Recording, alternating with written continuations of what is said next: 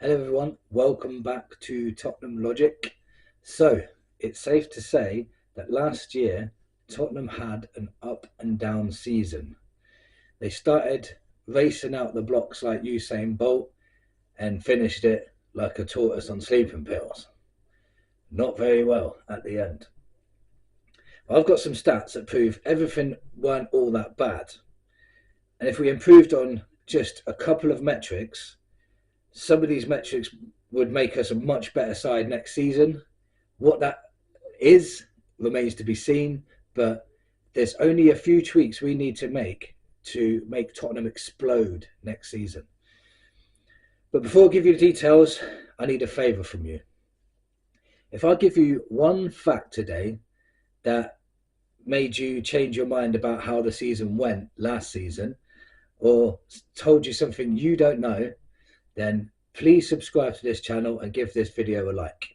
It really helps my channel grow. I'm a small channel at the moment, and I'd like to be one of those big channels that can get out there to everyone and give my opinion and hear all of your opinions and build a really big Tottenham community.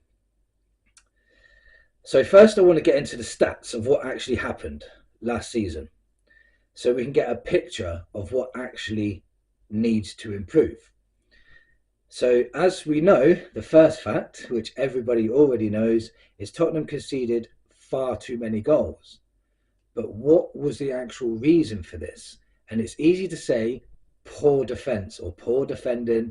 Van der Ven's not good enough. Romero's overrated. All this crap I keep hearing. But let me just get into it. My theory is, in this Postecoglou system, which is an all-out attack system, if you have a bad attack, it can really affect your defence.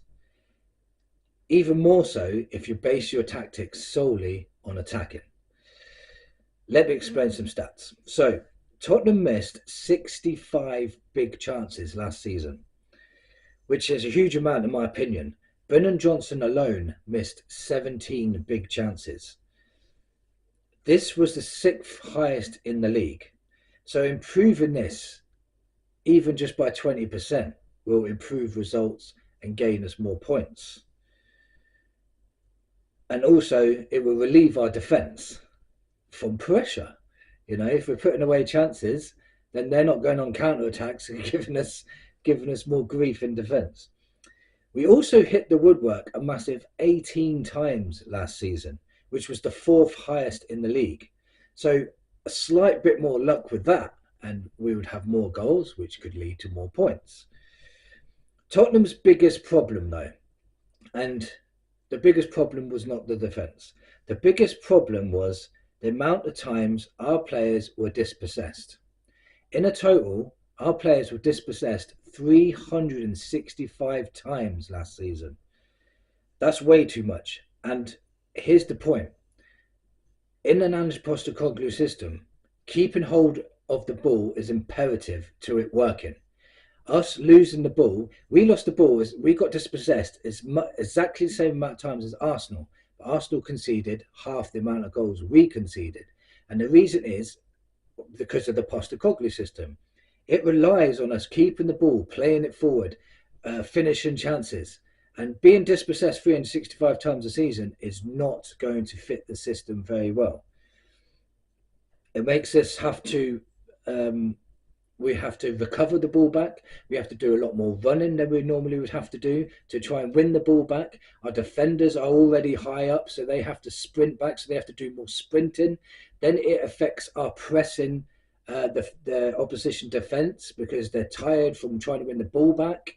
So there's a lot of metrics that involves us. If we keep the ball, a lot of these things we wouldn't have to do as much. We'd have more energy to push forward. So who are the players getting dispossessed the most? Surprise, surprise, the top 4 players in our team that got dispossessed the most are all attacking players. Kulusevski lost the ball a massive 65 times. He was dispossessed 65 times last season. That's nearly twice a game. Sonny was dispossessed 41 times. Richarlison 40 times. Maddison 34 times, and put that in context, he missed 3 months of the season and still got dispossessed 34 times. That's not good enough. If you're getting dispossessed up front, if the defence are defending, clearing it to the midfield, clearing it to the attackers, they're losing the ball and it's coming straight back. The defenders are going to get knackered, and it's not going to work the system at all.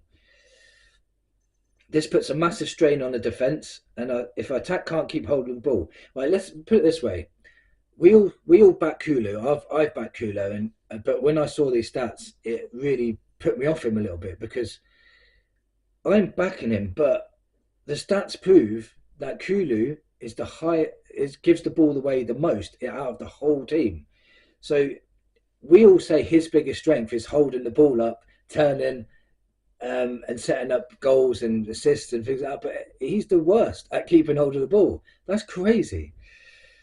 You can start to see why Postecoglou is looking for attacking reinforcements now for next season. And you can see now why he's bought Bergvall and Gray in. These two players' biggest attribute is keeping hold of the ball and having it in tight spaces and getting out of tight spaces and receiving it, even when they're crowded with other opponents, and playing it forward. That's their attributes. This is why we're signing players like this. So to put this into context, and this is what I'm saying about the defence. Van de Ven only lost possession 12 times all season. Yeah, and you've got to remember, our defence are on the halfway line most of the time, pressurised by strikers and midfielders, and they're bringing the ball forward a lot of the time. We only lost possession 12 times. Still quite high, but not as high as what the attackers are doing. Romero only lost the ball 4 times, dispossessed 4 times all season. And that's just showing his quality. And the amount of forward passes he does is insane. Ben Davies, now this is the crazy part. Ben Davies has only been dispossessed 3 times all season last season. Ben Davies, another player we said not good enough to be in this team, does not give away the ball a lot, which is imperative to the Postecoglou system. Let's look at the midfielders, because the midfielders are linked to attack, but they're also linked to defence. And if the midfielders are not doing their job, again, it puts a massive strain on the defence. Basuma lost the ball 30 times last season. He was dispossessed 30 times. That's not good enough, especially he's in that number 6 role most of the time, receiving it off the defence and trying to play it forward to the strikers. If he's losing the ball near his own goal half the time, receiving it off the defenders, then he's putting us under pressure every time that happens. That is not good enough. Bentancur missed quite a bit of the season. He gave the ball away 19 times, which was quite shocking for me. Papasar was 15 times, which is only half of Basuma, and he's 20 years old, 21 years old, so that's pretty impressive. But here again, another crazy stat. Højbjerg only got dispossessed 9 times all season. Another player we want out the door, but plays the Postecoglou system a lot better than anyone else does by holding on to the ball and not giving it away. So can you see now how important it is to improve our attacking play, keep hold of the ball better and finish our chances?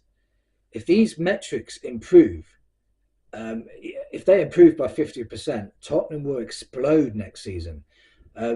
They will be a very, very strong side, and especially if we can get squad players that can come in and the level doesn't drop so much as it did last season, we would 100% be fighting for the top 4, top 3, and definitely be going for a trophy, because these metrics, if we just get a couple of attacking players that can hold the example, Ivan Toney. If Ivan Toney came into our side, held up the ball, linked up play with midfielders and wingers, that's night and day compared to what our attackers have been doing. Kulusevski losing the ball 65 times. It's not good enough. So our attack and midfield is the reason our defence is struggling. Improve these metrics and Tottenham will explode. Let me know in the comments what you think. And England are playing tonight, so I just want to wish them good luck, and playing Netherlands in the semi-final. My prediction for that is 2-1 to England, But I think we will score that in extra time, and I think Bellingham will score, and we're going to hear those words. England have won it in the last minute of extra time. I think we're going to hear that again. Anyway, come on, you Spurs.